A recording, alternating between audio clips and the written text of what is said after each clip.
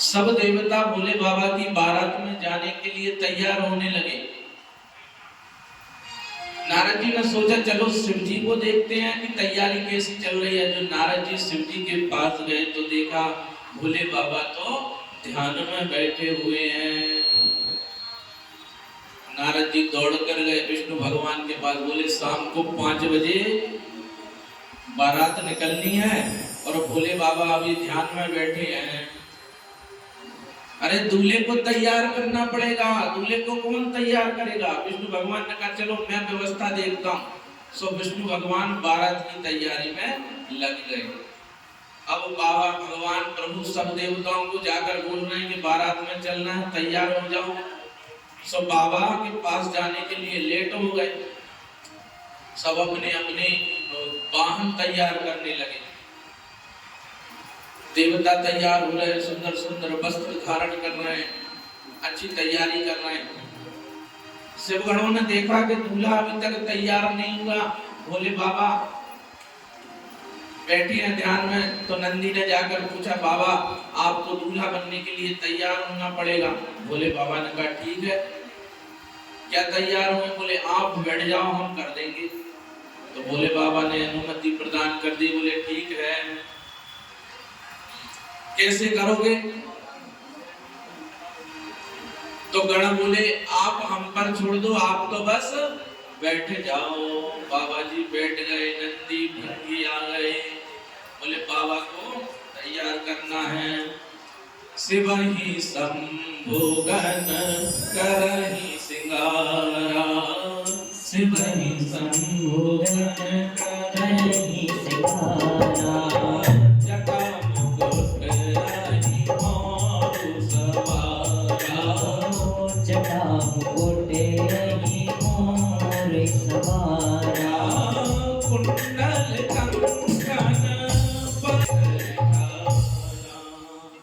सभी गण आ गए और भोले बाबा का श्रृंगार करने लगे।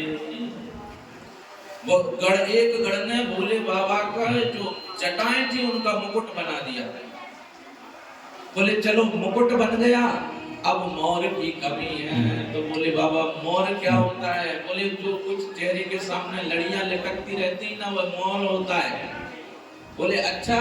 तो एक गण बोला रुको मैं व्यवस्था करता हूँ। भाग कर गया शमशान से, पास में जंगल था, वहां से 10-12 जो है नाग पकड़ कर ले आया और एक दूसरे में बांध के भोले बाबा के सर के सामने लटकाए दिए।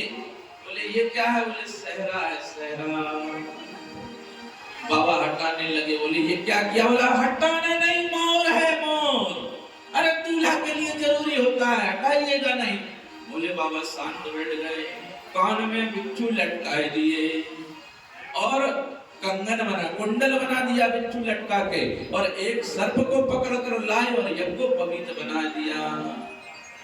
बोले अब, बोले रुको थोड़ा पाउडर लगाना है। तो एक चिता की भस्म लेकर आया और भोले बाबा के शरीर में लपेट दी। बोले अभी दूल्हा पूरा तैयार नहीं हुआ। बोले फिर? बोले माला की जरूरत है। तो जल्दी से 2 गण भाग कर गए और बहुत सारे एक माला बनाकर लाए, मुंड माला, और भोले बाबा के गले में डाल दी और एक त्रिशूल और डमरू पकड़ा दिया। बाबा तैयार हो गए। नंदी बाबा आए, बोले बाबा जी बैठ जाओ। तो किसी ने कहा प्रभु बेल पर क्यों बैठ रहे हो? सूत्र दिया भोले बाबा ने। बोले प्रभु बैल पर क्यों बैठ रहे हो? अरे जो कोई नया नया दूल्हा बनता है ना वो भी किसी से कुछ मांग लेता है वाहन, आप बैल पर क्यों बैठ रहे हो? बोले बाबा ने कहा देखो जो मांग कर बर बनते हैं वो 2 दिन में बराबर हो जाते हैं। हम उनमें से नहीं है, इसलिए हम तो अपने ही साधक से जाएंगे। बोले बाबा बैल क्यों? मानो भगवान भोले बाबा सूत्र दे रहे हैं इस युवा पीढ़ी को। बोले बैल मतलब धर्म। जब आप संसार में किसी से संबंध जोड़ने जाओ तो रहना अपने धर्म पर। लेकिन आजकल लोग क्या कर रहे हैं? अपने धर्म से विमुख जाके दूसरे धर्म में विवाह कर रही हैं बच्चियां, बच्चे, और फिर परेशानी का सबब बनता है।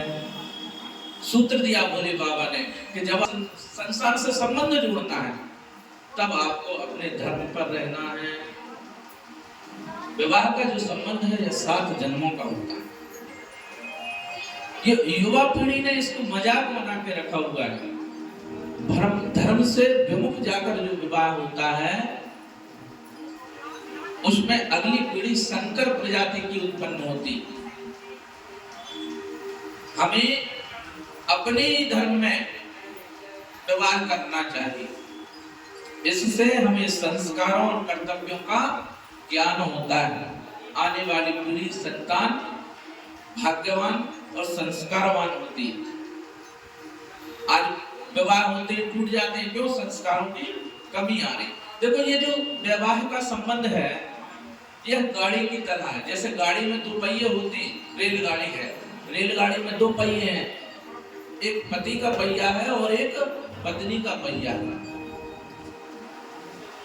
रेलगाड़ी सीधी तभी चल सकती है जब इसमें दोनों पहिए हों, पर रेलगाड़ी पलट जाती है। पलट जाती कि नहीं पलट जाती? क्यों पलटती है? क्योंकि इसमें आगे लोहा लगा है और अग्नि है। ये अहंकार का प्रतीक है। जो पति पत्नी अहंकारी होंगे उनके जीवन की गाड़ी पलट जाएगी। तो फिर अपने जीवन को गाड़ी तो बनाओ, पर कैसी गाड़ी बनाओ? बैलगाड़ी बनाओ। बैलगाड़ी कभी पलटती नहीं है। पता है क्यों नहीं पलटती? क्योंकि बैलगाड़ी में आगे बैल लगे हैं। एक बैल मतलब धर्म, एक पति का धर्म और एक पत्नी का धर्म। अच्छा देखो, यदि बैलगाड़ी में बैल ऊंचे नीचे लग जाए तो गाड़ी चलेगी क्या? नहीं, एक तरफ आप चल सकती। तो धर्म एक होना चाहिए, अपने ही धर्म में विवाह करना चाहिए। यदि जीवन की गाड़ी को चलाना है तो पत्नी को उसके धर्म का ज्ञान होना चाहिए और पति को उसके धर्म का, दायित्व का ज्ञान होना चाहिए। दोनों पति पत्नी अपने धर्म, दायित्व, संस्कारों पर चलेंगे तो जीवन की गाड़ी बहुत अच्छी चलेगी। इसलिए धर्म से विमुख जाकर विवाह नहीं करना चाहिए। अपने धर्म का पालन कीजिए। ये संबंधों को बचाने की सूक्ति हमें शिव परिवार से प्राप्त होती है। भोले बाबा शिव जी नंदी पर विराजमान हो गए। देवताओं ने देखा कि भोले बाबा का श्रृंगार तो अद्भुत लग रहा है, अद्भुत, भयंकर, डरावना। सो बोले एक काम करो, हमको वहां जाकर अपनी हंसी नहीं करवानी, तो अपन सब लोग आगे निकल चलते। तो सभी देवता विष्णु भगवान के साथ आगे निकल गए। अब नंदी ने देखा कि बाराती आगे निकल गए, भाग कर गए। बोले बाबा जी, बाबा जी, अरे बाराती तो छोड़कर भाग गए। तो बाबा ने कहा अपने वालों को बुलाओ। तो नंदी ने आवाज लगाई, हर हर महादेव। चारों तरफ से आवाज आने लगी, हर हर महादेव। और भूत प्रेत, डाकनी, साकनी, पिशाचनी, राक्षस सब आने लगे। किसी के सिर नहीं है तो कोई नेत्र नहीं है, कोई अपनी मुट्ठी हाथ में रख के आ रहा है। बोले वहीं जाके लगा लेंगे, तैयार होंगे तब। कोई अपना एक पैर अपने हाथ में रखे, अजीब अजीब से। किसी के पैर ही पैर है, पूरा शरीर ही नहीं है। कोई भयंकर काला है तो कोई काना है। इतने भयंकर भूत प्रेत पिशाच आने लगे। चारों तरफ से आवाज आ रही है, हर हर महादेव। शासन सुनि सब आए, जय शिव शंकर जय भोला।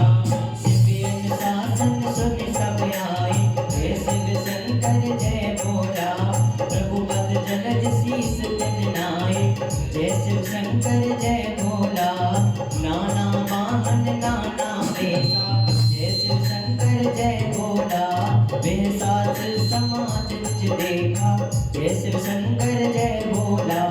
गोमूलहीन विपुल विहीना, जय शिव शंकर जय भोला। बिनु मत कर जैसा दूल्हा वैसी बारात। बारातियों ने सोचा तो मामला गड़बड़ हो गया। अच्छा, बारात जैसे ही नगर में प्रवेश करी हिमवान राजा के यहाँ, तो नगर के लोग बहुत प्रसन्न हुए। बोले आहा, कितना सुंदर दूल्हा है। क्यों? आगे कौन है? विष्णु भगवान और सुंदर सुंदर देवता बाराती बनकर गए। बारातियों का स्वागत प्रारंभ हुआ। सब स्वागत कर रहे खड़े होकर। तभी पीछे से आवाज आने लगी, हर हर महादेव। लोगों ने देखा देखा बारात में पीछे भूत प्रेत पिशाच डाकनी साकनी आदि आदि चले आ रहे हैं। बच्चों ने डर के मारे भागकर घर के दरवाजे बंद कर लिए और चिल्लाने लगे, बारात नहीं है, भूतों की टोली आ रही है। बारात द्वार पर आई, मैना मैया सोने की थाली लेकर आई थी, पर जैसे ही शिव बाबा को देखा तो घबरा के विलाप करने लगी, भाग गई और कहने लगी, बेटी मैं तेरा जीवन बर्बाद नहीं कर सकती, मैं मर जाऊंगी लेकिन तेरा विवाह इस दूल्हे से तो नहीं करूंगी। कितना अजीब वर मिला है तुझे बेटी, तूने ऐसा क्या मांगा था जो तुझे ऐसा दूल्हा मिला। मैना व्याकुल थी, विलाप कर रही थी। तभी कुछ लोगों ने पूछा, कुछ महिलाओं ने, बोले ये बताओ कि तुम्हें ये संबंध बताया किसने था। मामला गड़बड़ हो गया, नारद जी घबराए। अच्छा, संबंध खराब हो जाए तो सबसे पहले पंडित जी की बात लगती। नारद जी घबराए कि बताया तो हमने था। बोले उसको बुलाओ जिसने संबंध बताया था। सो नारद जी गए, लेकिन अकेले नहीं गए। बोले देखो, महिलाओं के बीच में संबंध खराब हो गया तो अकेले जाना ठीक नहीं। सप्त ऋषियों को साथ लेकर गए और सबने मैना मैया को समझाया कि ये स्वयं आदि शक्ति मां भवानी है और इनकी लीला चल रही है।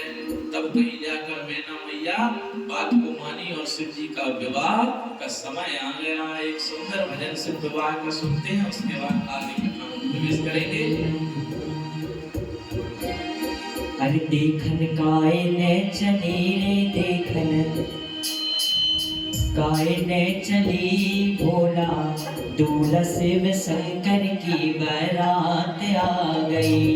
देखन काय ने चली रे, देखन काय ने चली रे भोला, भोला शिव शंकर की बारात आ गई। देखन काय ने चली रे, देखन काय ने चली रे दूल्हा, भोले शिव शंकर की बारात आ गई। सारे तन पे भस्म रमा के नाग गले में डाल, भोले नाग गले में डाल। सारे तन पे भस्म रमा के नाग गले में डाल, भोले नाग गले में डाल। कानों में बिच्छू के कुंडल, हर हर महादेव। कानों में बिच्छू के कुंडल, हर दबे असवार। देखन काय ने चली रे, देखन काय ने चली रे दूल्हा, भोले शिव शंकर की बारात आ गई।